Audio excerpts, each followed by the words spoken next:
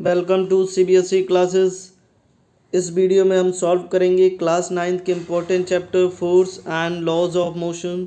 ये फिजिक्स का second chapter है। इससे पहले फिजिक्स का फर्स्ट चैप्टर एक्सप्लेन कर दिया गया है।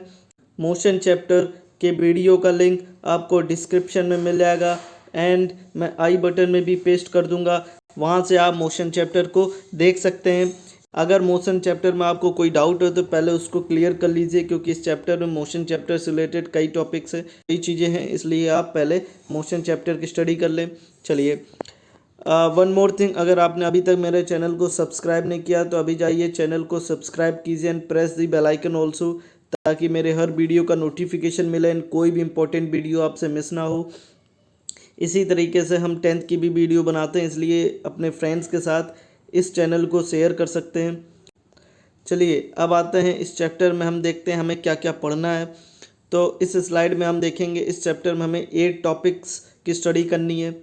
बेसिकली हमें फर्स्ट पार्ट है जो फोर्स, उसकी स्टडी करनी है। फोर्स क्या होता है इसके बारे में हम पढ़ेंगे। एंड सेकेंड टॉपिक है इफ़ेक्ट्स ऑफ फोर्स, फोर्स के क्या इफ़ेक्ट्स होते हैं उनकी स्टडी करेंगे। बैलेंस्ड एंड अनबैलेंस्ड फोर्स की स्टडी करेंगे। एंड इसके बाद हम फर्स्ट लॉ ऑफ मोशन की स्टडी करेंगे। लॉज ऑफ मोशन में फर्स्ट लॉ, 3 लॉज हैं आपके सिलेबस में, जिसमें से फर्स्ट लॉ ऑफ मोशन की स्टडी करेंगे फोर्थ पार्ट में। एंड इसके बाद हम मोमेंटम की स्टडी करेंगे। मोमेंटम क्या है, मोमेंटम जब हम पढ़ लेंगे तो इसके बाद हम सेकेंड लॉ ऑफ मोशन की स्टडी करेंगे। एंड 7 पार्ट है आपका third law of motion. Second के बाद हम थर्ड लॉ ऑफ मोशन की स्टडी करेंगे, इसके एप्लीकेशंस के बारे में स्टडी करेंगे। इसके बाद आता है law of conservation of momentum. ये इसके बाद आपका जो है ये थ्योरेटिकल पोर्शन लगभग कंप्लीट हो जाता है। अगर आपको इन पोर्शंस के एक्सप्लेनेशन के बाद अगर आपको कोई भी डाउट हो, प्लीज़ आप कमेंट करिए एंड आप मेरे व्हाट्सएप ग्रुप में भी कोई भी क्वेश्चन पूछ सकते हैं। व्हाट्सएप ग्रुप को ज्वाइन कीजिए, व्हाट्सएप ग्रुप का लिंक आपको डिस्क्रिप्शन में मिल जाएगा। वहाँ व्हाट्सएप ग्रुप को ज्वाइन करने के बाद आप जब डिस्क्रिप्शन में जाएंगे तो वहाँ मेरा पर्सनल नंबर है, उस पर्सनल नंबर में आप कोई भी क्वेश्चन पर्सनली पूछ सकते हैं। ठीक है, चलिए अब आते हैं फर्स्ट टॉपिक जो है फोर्स। फोर्स की डेफिनेशन ये रही, अ पुश और pull on a body is called force. ठीक है, पुल या पुश किसी भी बॉडी में हम जब यूज़ करते हैं पुल या पुश तो वो फोर्स ही होता है। ठीक है, अब अपने डेली लाइफ में हम देखते हैं हम क्या क्या यूज़ करते हैं। जब हम किसी को पुश करते हैं, किसी का डोर, या पुल करते हैं किसी का डोर, तो वो फोर्स ही होता है। ठीक है, फोर्स को हम कैसे यूज़ करते हैं अपने डेली लाइफ में वो हम बता रहे हैं। एंड जब हम किसी चीज़ को उठाते हैं, लिफ्ट करते हैं, तब हम किसका यूज़ करते हैं, फोर्स ही होता है वो। स्ट्रेचिंग का, जब हम किसी रबर बैंड या स्प्रिंग को स्ट्रेच करते हैं, that is also force. Twisting, अगर हम किसी, जैसे कोई आयरन रोड है, iron rod, soft iron rod है, अगर हम उसको ट्विस्ट करते हैं अपने हैंड से या किसी दूसरे इक्विपमेंट से, तो जो प्रेशर या जो फोर्स हम यूज़ करते हैं तो वो फोर्स ही होता है। ठीक है, इसके बाद प्रेसिंग, जब हम किसी को प्रेस करेंगे किसी ऑब्जेक्ट को तो वो भी फोर्स ही होता है। तो फोर्स क्या है, बेसिकली फोर्स क्या है, फोर्स की डेफिनेशन आप लर्न कर लीजिए। फोर्स है अ पुश और pull on a body is called force. ठीक है, चलिए, आई होप आपको फोर्स जो है समझ में आ गया होगा। अब आते हैं नेक्स्ट पार्ट में, नेक्स्ट स्लाइड में, जो है इफ़ेक्ट्स ऑफ फोर्स। ठीक है, फोर्स से 5 इफ़ेक्ट्स आते हैं, देख लीजिए। अब जब हम किसी स्टेशनरी ऑब्जेक्ट में हम फोर्स अप्लाइड करेंगे तो वो स्टेशनरी ना रह के किस में आ जाएगी, मोशन में आ जाएगी। ठीक है, एंड अगर कोई ऑब्जेक्ट मोशन में है तो हम फोर्स से उसको स्टॉप भी कर सकते हैं। जैसे कोई टॉय कार जो मोशन में आ रही है, हमने फोर्स लगाया, अपना हैंड यूज़ किया तो वो स्टॉप हो जाती है। ठीक है, तो बेसिकली हम किसी मूविंग ऑब्जेक्ट को क्या कर सकते हैं, मूविंग ऑब्जेक्ट को हम स्टॉप या रेस्ट में ला सकते हैं, स्टेशनरी ऑब्जेक्ट को हम मोशन में ला सकते हैं by the force. And third है, हम उसकी स्पीड को चेंज कर सकते हैं। अगर हम किसी टॉय कार से खेल रहे हैं तो आप इसको देख सकते हैं कि जैसे ही टॉय कार मूव कर रही है, हम थोड़ा सा और फोर्स लगा दें तो उसकी स्पीड अप हो जाती है, वो स्पीड अप हो जाती है, स्पीड इंक्रीज हो जाती है। एंड स्लो भी हम कर सकते हैं, तो change the speed also can be done by the force. ठीक है, चलिए, एंड नेक्स्ट पार्ट डायरेक्शन, हम डायरेक्शन इजीली चेंज कर सकते हैं फोर्स से। ठीक है, किसी भी मूविंग ऑब्जेक्ट की, अगर कोई भी ऑब्जेक्ट मूव कर रही है तो हम फोर्स लगाएंगे तो उसकी डायरेक्शन चेंज हो जाएगी। ठीक है, तो हम डायरेक्शन भी चेंज कर सकते हैं बाय द फोर्स। एंड आप अगर शेप चेंज करें तो शेप भी चेंज कर सकते हैं बाय द फोर्स, ठीक है। कोई अगर सॉफ्ट आयरन रॉड अगर उसका शेप चेंज करना है तो उसको बेंड कर दें बाय द फोर्स, तो वो बेंड हो जाएगी एंड उसका शेप चेंज हो जाएगा, ठीक है। तो ये 5 इफेक्ट्स हैं फोर्स के जो ईजिली आप अपने डेली लाइफ में देख सकते हैं। हमने बहुत ही अच्छे से इसको एक्सप्लेन कर दिया, effect of force. I hope आपको ये समझ में आ गया होगा। अब आते हैं नेक्स्ट स्लाइड में एंड पढ़ते हैं बैलेंस्ड एंड अनबैलेंस्ड फोर्स को। अब यहाँ मैंने एक इमेज यहाँ पे आपको पेस्ट की है आपको समझाने के लिए। लेट ये आपका कोई बॉक्स है, ठीक है, इसमें कुछ वेट है। अब जब यहाँ से अगर कोई स्टेशनरी ऑब्जेक्ट रखा है तो उसमें 4 फोर्स अप्लाइड होते हैं। अगर हम उसको पुश करेंगे, फर्स्ट फोर्स होगा ग्रेविटी का, जो अर्थ अपनी अट्रैक्ट करते हैं अपनी ओर, वो फोर्स। इसके अपोजिट फोर्स होगा फोर्स ऑफ रिएक्शन, ठीक है। एंड ये जो जिस ग्राउंड में रखा है वहाँ फोर्स ऑफ फ्रिक्शन भी लगता है। फ्रिक्शन फोर्स आप पिछले क्लासेस में पढ़ चुके हैं, ठीक है। तो 3 फोर्स लगते हैं और अगर हम पुश कर रहे हैं तो वो चौथा फोर्स हो जाता है, ठीक है। चलिए, तो आई होप आपको ये समझ में आ गई होगी इमेज। मतलब किसी भी स्टेशनरी ऑब्जेक्ट में कितने फोर्स लगते हैं, अगर हम अप्लाइड करें तो 4 फोर्स लगते हैं। कितने? 4, ठीक है। तो जब इन चारों फोर्स का रिजल्टेंट फोर्स ऐड करने के बाद 0 आए तो वो बैलेंस्ड फोर्स होता है। कैसा हो जाता है? Balanced force. कैसे? देख लीजिए। अगर ये जो बॉक्स है वो हैवी वेट है, मान लेते हैं ये 50 केजी है और हमें इसको ड्रैग करना है, यहाँ से खिसकाना है, तो आप अगर इसको पुश करेंगे तो ये मूव नहीं करेगा। जब मूव नहीं करेगा तो इसमें वेलोसिटी होगी? नहीं होगी। जब वेलोसिटी नहीं होगी, मोशन नहीं होगा, तो क्या होगा? यहाँ पे फोर्स 0 हो जाएगा। कितना हो जाएगा? 0। तो इस केस में आपका जो रिजल्टेंट फोर्स है वो क्या हो जाएगा? 0। तो जब कोई ऑब्जेक्ट रखी, अगर उसमें हम कोई फोर्स अप्लाइड करते हैं और वो ऑब्जेक्ट मूव नहीं करती है तो वो रिजल्टेंट फोर्स 0 होता है। उस केस में उसको बैलेंस्ड फोर्स कहते हैं। देख लीजिए definitions. If the resultant of all force acting on a body is 0, जितने भी फोर्स एक्ट हो रहे हैं किसी भी बॉडी में, अगर उसका रिजल्टेंट 0 है तो वो फोर्स बैलेंस्ड फोर्स कहलाता है, ठीक है। चलिए, आई होप ये समझ में आ गया। अनबैलेंस्ड फोर्स देख लीजिए। जब आपने इसको पुश किया, मान लेते हैं ये थोड़ा हल्का था, 5 केजी था, आपने इजीली इसको मूव करा दिया। इस केस में अब रिजल्टेंट फोर्स 0 नहीं है, अब आपका जो फोर्स है वो ज़्यादा हो गया है इन सभी को ऐड करने के बाद, तभी तो वो मूव हुआ है ऑब्जेक्ट। इसलिए इस केस में the resultant of all the forces acting on a body is not 0। इस केस में आप फोर्स जो रिजल्टेंट फोर्स है वो 0 नहीं है। 0 नहीं है तो ये अनबैलेंस्ड फोर्स हो जाएगा। कौन सा हो जाएगा? Unbalanced force. बेसिकली अभी मैंने क्या समझाया, अगर किसी ऑब्जेक्ट को हम ड्रैग करते हैं और वो ड्रैग हो जाती है, खिसकाते हैं, फोर्स लगाते हैं, अगर वो फोर्स एप्लीकेबल हो जाता है तो उस केस में अनबैलेंस्ड फोर्स होता है, और अगर नहीं हो पाता है तो बैलेंस्ड फोर्स होता है। अनदर वर्ड में, if the resultant force will be 0 तो वो बैलेंस्ड फोर्स हो जाता है, अगर 0 नहीं है तो वो अनबैलेंस्ड फोर्स हो जाता है, ठीक है। I hope balanced force and unbalanced force आप समझ गए होंगे, ठीक है। चलिए, अब हम आते हैं नेक्स्ट टॉपिक में, जो कि है आपका फर्स्ट लॉ ऑफ मोशन, ठीक है। काफ़ी इंपॉर्टेंट टॉपिक है, ध्यान से समझिएगा। Any object remains in the state of rest. कोई भी ऑब्जेक्ट अगर रेस्ट में है तो वो रेस्ट में ही रहना चाहती है। और in uniform motion along a straight line. अगर यूनिफॉर्म मोशन, अगर मोशन में है तो उसी यूनिफॉर्म उसी मोशन में रहना चाहती है अलोंग ए स्ट्रेट लाइन, ठीक है। Until it is compelled to change the state by the external force. जब तक कोई एक्सटर्नल फोर्स उस पर एप्लीकेबल ना हो उसकी स्टेट को चेंज करने के लिए। मीन्स अगर आप चल रहे हैं तो आप चलना ही चाहते हैं, अगर बैठे हैं तो आप बैठे ही रहना चाहते हैं, जब तक कि कोई एक्सटर्नल फोर्स उस पर एप्लीकेबल ना हो, ठीक है। इस फर्स्ट लॉ ऑफ मोशन को गैलीलियोज लॉ ऑफ इनर्शिया भी कहा जाता है, गैलीलियोज लॉ ऑफ इनर्शिया भी कहा जाता है, एंड लॉ ऑफ इनर्शिया भी कहा जाता है, ठीक है। फर्स्ट लॉ ऑफ मोशन को Galileo's law of inertia and law of inertia भी कहा जाता है, ठीक है। चलिए, एंड अब देखिए इसके कुछ एग्जांपल मैं आपको बता दूं फर्स्ट लॉ ऑफ मोशंस के। तो first, a person standing on a bus falls backward when the bus start moving suddenly. जब आप किसी बस में बैठे हों या किसी बाइक में बैठे हों, आप इसको ऑब्जर्व करते होंगे, तो बस अगर एकदम सडनली स्टार्ट हो जाए और चलने लगे तो आप पीछे की तरफ फॉल बैक हो जाते हैं। अगर इसी तरीके से अगर आप किसी बाइक में हैं और वो एकदम से बाइक स्टार्ट करके मूव करता है तो आप पीछे की तरफ मूव होते हैं। ये क्यों होता है? ये फर्स्ट लॉ ऑफ मोशन के ही रीज़न के कारण होता है। देखिए कैसे, जैसे आप किसी बाइक में बैठे हैं तो बाइक में बैठे हैं तो आप रेस्ट में, बाइक भी रेस्ट में है और दोनों लोग रेस्ट में ही रहना चाहते हैं। लेकिन सडनली बाइक जो है मोशन में आती है। बाइक जब मोशन में आती है तो आपका जो बाइक से कांटेक्ट है, जो नीचे वाला लेग पोर्शन है, वो मोशन में आ जाता है। ठीक है।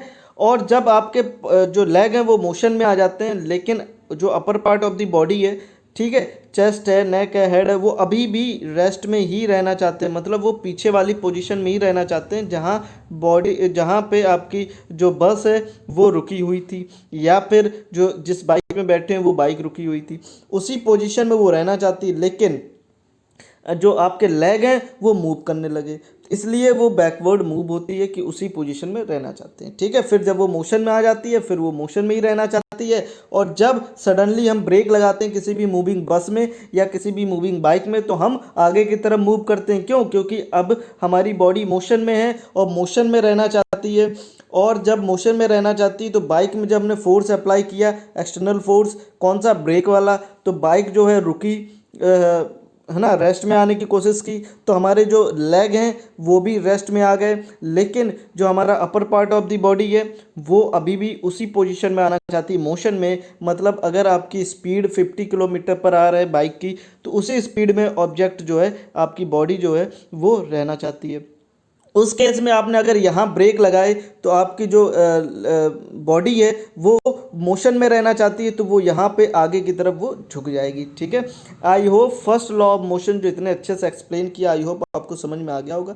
आप इस टॉपिक के सारे नोट्स भी बना सकते हैं, मैंने इतने अच्छे से इस नोट्स को अरेंज किया है। ये आपका फर्स्ट लॉ ऑफ मोशन का स्टेटमेंट हो जाता है, ये एप्लीकेशंस हो जाते हैं। इसका सेकेंड नेम है, आप यहाँ लिख सकते हैं, law of motion also known as Galileo's law of inertia, या लॉ ऑफ इनर्शिया भी इसको कहा जाता है। ठीक है। तो ईजिली आप यहाँ से नोट्स भी बना सकते हैं अगर आप नोट्स बनाना चाहें तो। ठीक है। अच्छा, अब आपने एक वर्ड देखा यहाँ पे, इनर्शिया। इनर्शिया क्या होता है इसको भी हम आपको एक्सप्लेन कर दे रहे हैं। इनर्शिया क्या होता है? जिस प्रॉपर्टी के कारण आपकी बॉडी जो है रेस्ट में थी, रेस्ट में ही रहना चाहती है, और जो मोशन में है, मोशन में ही रहना चाहती है, वो प्रॉपर्टी ही इनर्शिया कहलाती है। ठीक है। Inertia is that property of a body due to which it resist a change in its state of rest और ऑफ यूनिफॉर्म मोशन। ठीक है। ये वो प्रॉपर्टी है जिससे जो बॉडी है वो रेस्ट में है तो रेस्ट में रहना चाहती है, रेसिस्ट करती है किसी भी चेंज को। ठीक है, समझे? यूनिफॉर्म मोशन में तो उसी में रहना चाहती है, वो किसी भी चेंज को रेसिस्ट करती है, और वो प्रॉपर्टी होती है इनर्शिया। उस प्रॉपर्टी को कहते हैं इनर्शिया। ठीक है। आई होप आपको इनर्शिया समझ में आ गया होगा। इनर्शिया किस पे डिपेंड करती है? इनर्शिया डिपेंड करती है मास में। अगर आपकी बॉडी है, कोई भी ऑब्जेक्ट है, वो हैवी वेट है, तो उसमें इनर्शिया हैवी लगेगा। कैसे? अभी हमने दो ऑब्जेक्ट यूज़ किए थे, एक 5 kg बॉक्स था, एक 50 kg बॉक्स था। ठीक है। 5 kg आपका जो बॉक्स था उसमें आपने ईजिली इसको मूव करा दिया था, एंड जो 50 kg बॉक्स था उसको ईजिली वो मूव ही नहीं हुआ था आपसे। तो उस केस में आप ये देख सकते हैं, जो ये रेसिस्ट कर रहा है वो कम कर पा रहा है। इस कारण जो इसकी प्रॉपर्टी है रेसिस्ट की, इनर्शिया है, वो कम है, और इसमें जो वजन है, इसका जो वेट है वो ज़्यादा है, इसलिए इसकी प्रॉपर्टी ज़्यादा है इनर्शिया की। तो इस कारण हम इसको मूव नहीं करा पाए, और ये जो हैवी वेट ऑब्जेक्ट है उसमें जो इनर्शिया है वो ज़्यादा है। तो यहाँ से आप ये कह सकते हैं जो हैवी ऑब्जेक्ट है उसमें more inertia than the light objects. ठीक है। आई होप आपको इनर्शिया एंड ये दो पॉइंट अच्छे से समझ में आ गए होंगे। अब आते हैं नेक्स्ट टॉपिक में, जो कि है मोमेंटम। मोमेंटम की डेफिनेशन देखिए, आप ये फार्मूला याद रखिए, मोमेंटम का फार्मूला बहुत इंपॉर्टेंट है। जितनी भी चीज़ें मोमेंटम में सब इससे एक्सप्लेन हो जाएंगी, सिर्फ P = m/b, इसलिए इसको ज़रूर याद रखिएगा। कैसे? देख लीजिए, आप अगर डेफिनेशन देखें तो डेफिनेशन है मोमेंटम की, the product of velocity and mass is called momentum. इससे ही डेफिनेशन बन गई। Product of mass m for mass, b for velocity is known as momentum. Momentum is denoted by p। ठीक है, p से हम मोमेंटम को डिनोट करते हैं। ठीक है। तो यहाँ से जो है इस फॉर्मूला से हमने इसकी डेफिनेशन बना दी एंड ये भी बता दिया जो मोमेंटम है is denoted by small P and momentum का एसआई यूनिट अगर हम फाइंड करें तो मास की एसआई यूनिट क्या होती केजी एंड वेलोसिटी की एसआई यूनिट क्या होती मीटर पर सेकेंड। ठीक है, मीटर पर सेकेंड। तो यहाँ से हमने इसकी एसआई यूनिट लिख दी एंड ये कौन सी क्वांटिटी है तो ये भी हम बता सकते हैं इसी फॉर्मूला से, क्योंकि हमने पिछले चैप्टर मोशन में बताया है वेलोसिटी क्या होती है वेक्टर क्वांटिटी। तो अगर वेलोसिटी है तो जो मोमेंटम है वो भी कौन सा हो जाएगा वेक्टर क्वांटिटी हो जाएगी। दो क्वांटिटी होती है, एक होती है वेक्टर क्वांटिटी और दूसरी होती है स्केलर क्वांटिटी। इनमें क्या डिफरेंस है, ये क्या होती है, इनकी क्या डेफिनेशंस है, ये सब मैंने मोशन चैप्टर में एक्सप्लेन किया। मैंने चैप्टर स्टार्ट होने से पहले बताया था, अगर आपने अभी तक मोशन चैप्टर को अच्छे से नहीं पढ़ा है, अच्छे से मैंने उसको एक्सप्लेन किया है तो जाके वीडियो देखिए एंड हर चीज़ को एक्सप्लेन किया है, आपको ये सब समझ में आ जाएगा। तो इसलिए मोशन चैप्टर इससे पहले आप पढ़ लीजिए। तो ये आपका मोमेंटम है वो वेक्टर क्वांटिटी है, SI unit of momentum KG metre per second हो गया। एंड अगर हम बात करें मोमेंटम तो मोमेंटम क्या है पावर ऑफ मोशन है। क्या है, पावर ऑफ मोशन भी कहते हैं एंड क्वांटिटी ऑफ मोशन भी इसको कहते हैं। ठीक है, मोमेंटम क्या है power of motion and quantity of motion भी इसको कहते हैं। ठीक है, चलो अब हम इसके और कुछ इंपॉर्टेंट पॉइंट देखते हैं मोमेंटम से रिलेटेड, जिससे क्वेश्चन बनते हैं एग्जाम में पूछे जाते हैं एज ऑब्जेक्टिव या फिर वेरी शॉर्ट आंसर्स में। तो उसको देख लेते हैं। अगर बॉडी आपकी ऑब्जेक्ट आपकी क्या रेस्ट में है तो मोमेंटम क्या होगा, मोमेंटम जीरो होगा। क्यों, क्योंकि अब फिर फॉर्मूले में आते हैं। मैंने कहा था फॉर्मूला याद रखिए, फॉर्मूले से ही ये सारे जो क्वेश्चंस बनते हैं मोमेंटम के सभी आप उस फॉर्मूले से ही आंसर दे लेंगे। तो मोमेंटम का फॉर्मूला था P equal to M B. ठीक है, P equal to M B.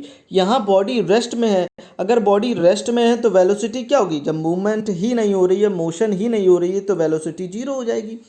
जब कोई ऑब्जेक्ट मूव करे तब तो वेलोसिटी होगी, और बॉडी है रेस्ट में तो वेलोसिटी जीरो। और जीरो का मल्टीप्लाई किसी भी ऑब्जेक्ट में करे, कितना भी मास हो, जीरो ही आएगा। तो मोमेंटम यहाँ से क्या हो जाएगा, जीरो हो जाएगा। आई होप आपको ये क्वेश्चन समझ में आ गया होगा। ऐसे क्वेश्चन पूछे जाते हैं एग्जाम में। ठीक है, वेरी शॉर्ट से ऑब्जेक्टिव टाइप क्वेश्चंस में मल्टीपल ABCD ऑब्जेक्टिव टाइप जो क्वेश्चंस होते हैं उसमें पूछे जाते हैं कि बॉडी आपकी रेस्ट में है तो मोमेंटम कितना होगा, तो यहाँ से आप बता सकते हैं। ठीक है, एंड सेकेंड क्वेश्चन है momentum is directly proportional to mass and velocity. ये भी क्वेश्चन पूछा जाता है कि मोमेंटम किस पे डिपेंड होता है। ठीक है, तो आप फिर से फॉर्मूला देखिए P equal to M B. फिर से ये क्वेश्चन आप फॉर्मूले पे ही बता देंगे। अगर हम मास को इंक्रीज करें तो P बढ़ेगा, मोमेंटम बढ़ेगा, बिल्कुल। वेलोसिटी को इंक्रीज करें तो मोमेंटम बढ़ेगा, बिल्कुल। अगर हम यहाँ 2 है, अगर यहाँ 3 से मल्टीप्लाई समथिंग करें तो 2 से जो किया था उससे तो ज़्यादा ही आएगा, मतलब हमने मास बढ़ाया तो मोमेंटम भी ज़्यादा आएगा। वेलोसिटी बढ़ाएंगे तो भी मोमेंटम ज़्यादा आएगा, वेलोसिटी कम करेंगे तो मोमेंटम कम आएगा, मास कम करेंगे तो मोमेंटम कम आएगा। मतलब ये है कि जब ऐसा हो कि किसी एक को बढ़ाएं और दूसरी क्वांटिटी भी बढ़े और एक को घटाएं दूसरी क्वांटिटी भी घटे तो उसको डायरेक्टली प्रोपोर्शनल कहते हैं। तो यहाँ से मोमेंटम जो है वो directly proportional to the mass and velocity हो गया है दोनों का। ठीक है, आई होप आपको ये जो है दोनों चीज़ें समझ में आ गई होंगी। अब दूसरा question, accident at high speed worse than the low speed. ठीक है, अब फिर से फॉर्मूले पे आते हैं। P equal to M B formula है।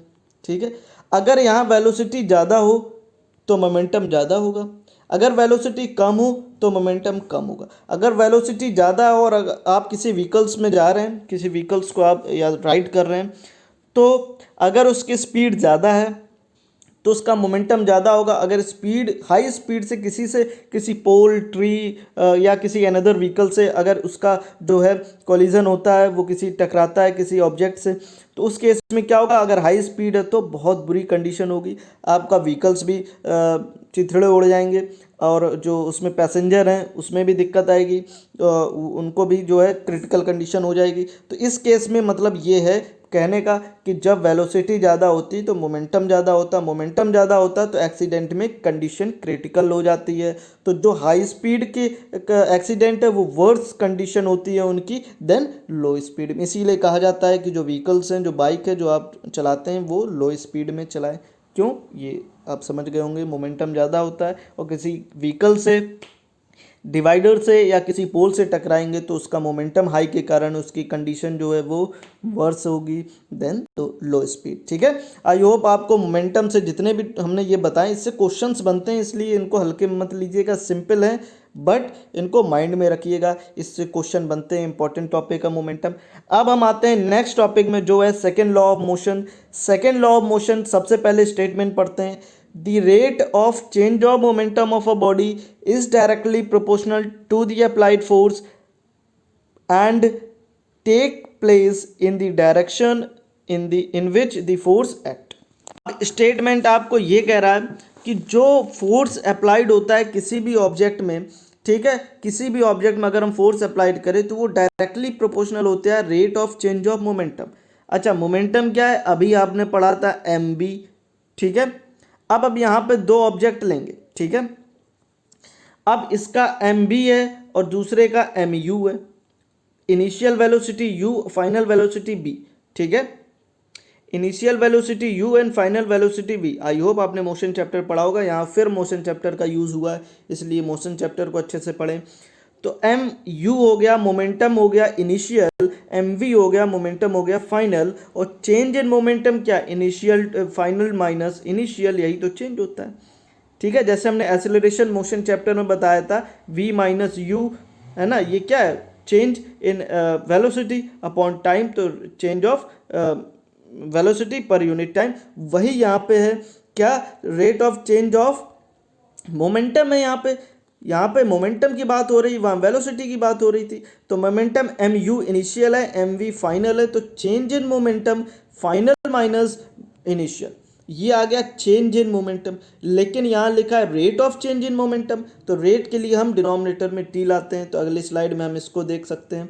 ठीक है, अगली स्लाइड में देखिए रेट ऑफ चेंज ऑफ मोमेंटम क्या होता है, चेंज इन मोमेंटम जो निकल के आया था एम, हमने कॉमन ले लिया था, देखिए यहाँ पे m कैसे आया, m यहाँ से हम कॉमन ले लें तो v माइनस यू ब्रैकेट में आता है, ये आपका आ गया है चेंज इन मोमेंटम। ठीक है, अब rate of change of momentum निकालने के लिए हम t से डिवाइड कर देंगे, t क्या है यहाँ पे, टाइम है, हमने t से टाइम टेकन से डिवाइड कर दिए। ठीक है, किसको, चेंज इन मोमेंटम का, ये rate of change in momentum है। अब जो rate of change of momentum है according to statement of second law of motion, f directly proportional है rate of change of momentum के।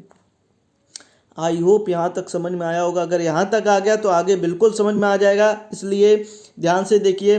फोर्स जो है, अगर हम स्टेटमेंट में अगेन जाएं पिछले स्लाइड में, तो देखिए rate of change of momentum of a body is directly proportional to applied force, मतलब फोर्स के directly proportional rate of change of momentum. रेट ऑफ चेंज ऑफ मोमेंटम क्या निकला, एम कॉमन लिया v minus U upon T, and अगर हम फिर से मोशन चैप्टर में जाएं तो वहाँ एक्सेलरेशन का हमें फॉर्मूला पता है क्या, v minus U upon T, right.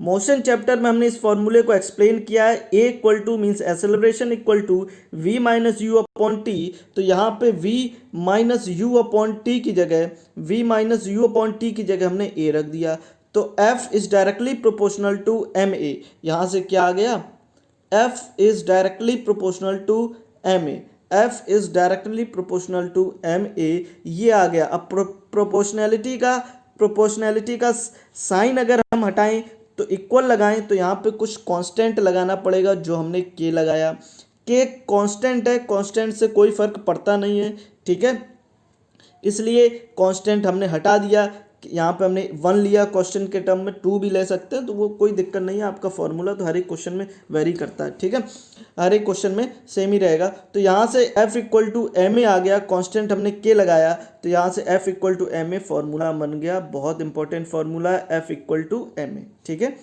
यहाँ से हमें फोर्स का फॉर्मूला बन गया, force equal to mass into acceleration, force equal to m into A, mass into acceleration, force का फॉर्मूला आ गया। अगर हम फोर्स का एसआई यूनिट निकाले तो फोर्स की एसआई यूनिट होती है न्यूटन, इसको कैपिटल N से हम डिनोट करते हैं। ठीक है, अब कभी कभी क्वेश्चन में 1 न्यूटन की डेफिनेशन पूछ लेता है, तो ये 1 न्यूटन की डेफिनेशन हो गई, डेफिनेशन ऑफ 1 न्यूटन। आप जब नोट्स बनाएं तो वहाँ इसमें लिख सकते हैं, यहाँ हेडिंग डाल सकते हैं, डेफिनेशन ऑफ 1 न्यूटन। तो यहाँ पे 1 न्यूटन कब होगा, जब का मास 1 हो एंड एक्सेलरेशन 1 मीटर पर सेकंड स्क्वायर हो, तो उस केस में आपका एफ है वो भी 1 ही निकलेगा, 1 × 1 1 निकलेगा।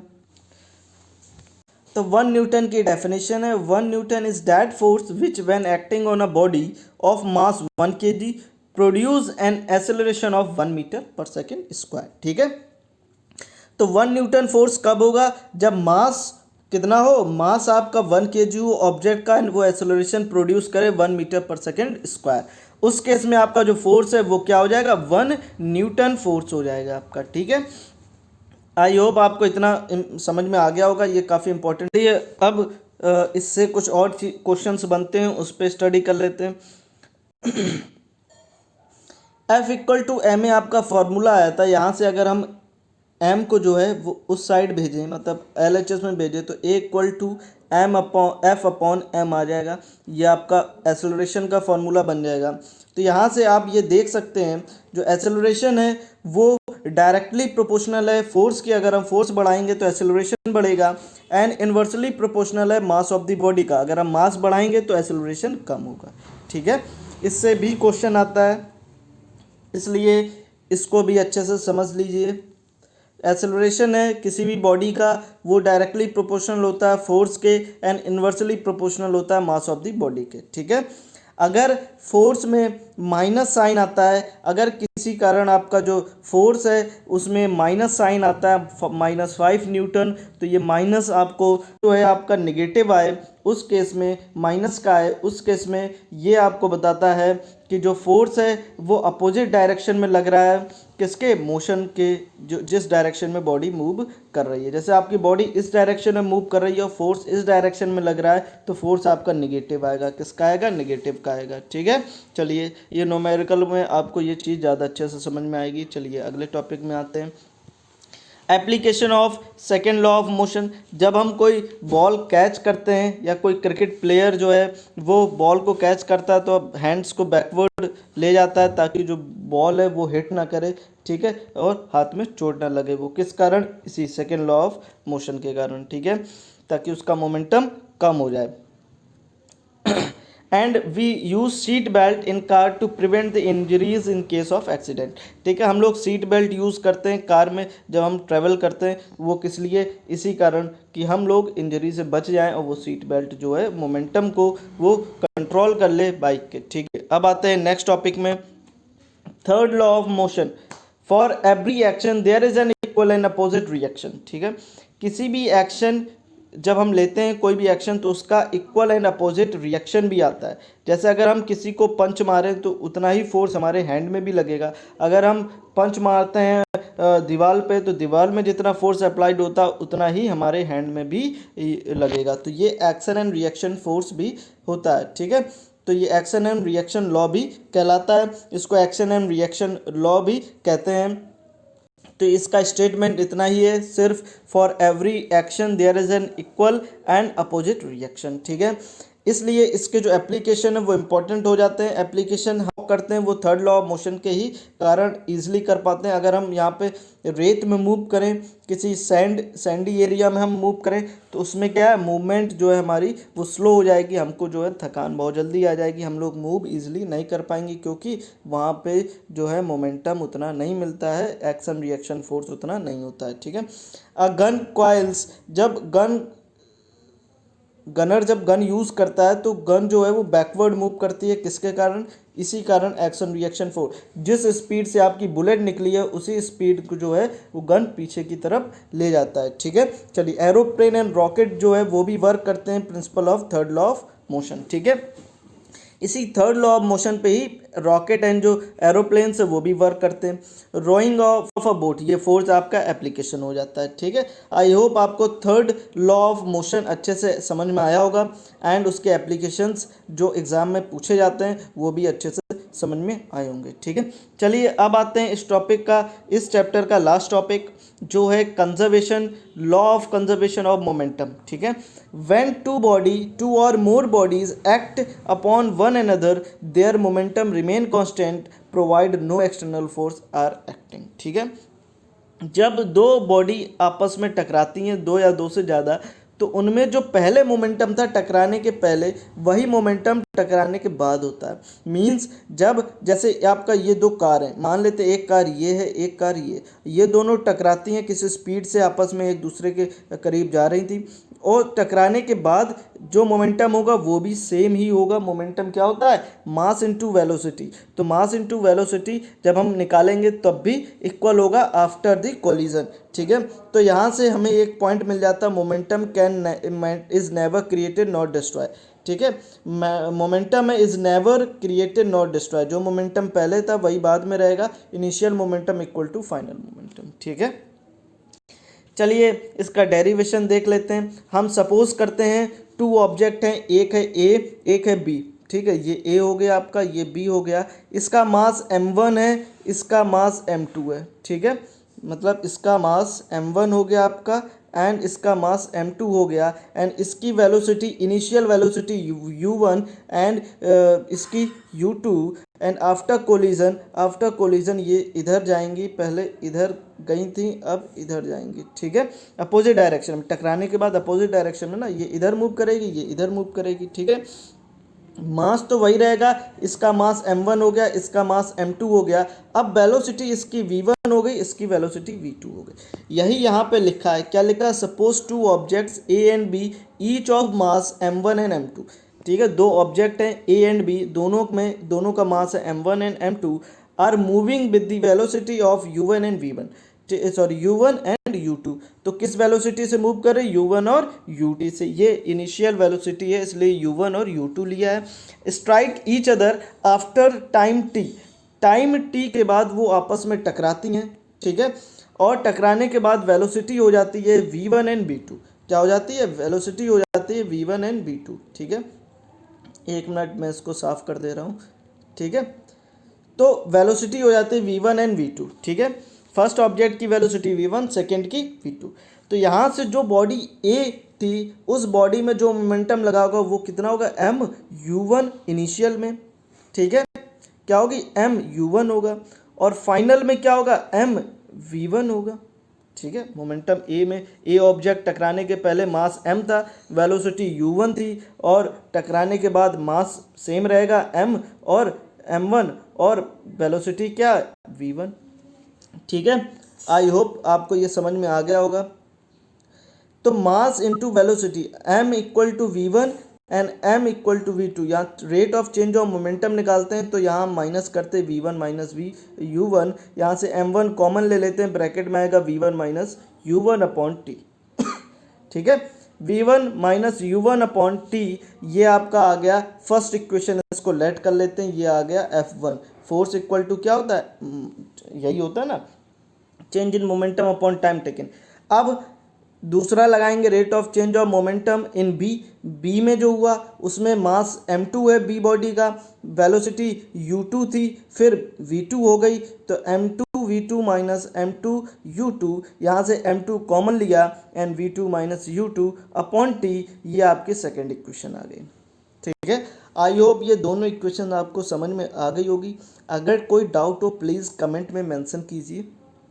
ठीक है, आप मेरे व्हाट्सएप ग्रुप में भी कोई भी क्वेश्चन पूछ सकते हैं। व्हाट्सएप ग्रुप का लिंक आपको डिस्क्रिप्शन में मिल जाएगा, वहाँ से व्हाट्सएप ग्रुप ज्वाइन कीजिए एंड डिस्क्रिप्शन में जाइए व्हाट्सएप ग्रुप के, वहाँ मेरा पर्सनल नंबर है व्हाट्सएप का, वहाँ आप कोई भी पर्सनली कोई भी क्वेश्चन पूछ सकते हैं, मैं सबका जवाब देता हूँ। ठीक है, तो वहाँ से आप जाके कोई भी क्वेश्चन पूछ सकते हैं, या आप कमेंट कर दीजिए ईजिली, मैं कमेंट का भी रिप्लाई कर देता हूँ। ठीक है, चलिए, तो आई होप आपको ये दोनों इक्वेशंस जो है समझ में आ गई होंगी। अब आते हैं इसके नेक्स्ट पार्ट में। यहाँ पे हम अभी थर्ड लॉ ऑफ मोशन क्या कह रहा था? Action reaction force in opposite direction. ठीक है, थर्ड लॉ ऑफ मोशन में क्या, जितना फोर्स हम किसी को अप्लाइड करते हैं उतना ही फोर्स मिलता है। अगर हम किसी को पंच करेंगे जिस फोर्स से, उतना ही फोर्स हमारे हाथ में भी लगेगा, लेकिन अपोजिट डायरेक्शन में। और जब अपोजिट डायरेक्शन में मोशन फोर्स होता है तो निगेटिव आ जाता है, माइनस आ जाता है। ये मैंने पिछली स्लाइड में अभी आपको बताया था। अगर मैं पिछली स्लाइड में आपको ले चलें तो देखिए यहाँ पे ये थर्ड लॉ ऑफ मोशन हो गया। यहाँ अपोजिट रिएक्शन फोर्स, इसमें F1 इक्वल टू F2 इसके अकॉर्डिंग, एंड जब अपोजिट स्लाइड में मैंने बताई थी किस में हो जाती है, माइनस में हो जाता है साइन, जब फोर्स जो है अपोजिट डायरेक्शन में लगता है। ठीक है, तो यहाँ से हमें मिल गया F1 equal to negative sign F2। ठीक है, इस केस में हमें ये मिल गया। F1 जो निकला था हम F1 की जगह रख दें, F2 जो निकला था पिछली फर्स्ट एंड सेकंड इक्वेशन से वहाँ पे यहाँ पे हम पुट कर दें, ठीक है। F1 आपका आया था M1 कॉमन था V1 minus U1 upon T, and F2 आया था M2 bracket V2 minus U2 upon T, negative sign जो है यहाँ पे लग गया, ठीक है। ये दोनों वैल्यू हमने फर्स्ट एंड सेकेंड इक्वेशन से यहाँ पे पुट करी हैं। अब यहाँ पे t जो है वो दोनों में है, यहाँ से कट जाएगा, क्या बचा m1 को एक तरफ लेके जाएंगे। देखिए यहाँ जब हम अंदर मल्टीप्लाई करेंगे तो m1 v1 minus m1 u1, ठीक है, एंड इधर जब हम अंदर मल्टीप्लाई करेंगे तो minus m2 v2 and plus का m2 u2। तो जो ये प्लस का m2 u2 है वो हम LHS में लेके जाएंगे, एंड जो ये माइनस का m1 u1 है उसको RHS में लेके जाएंगे।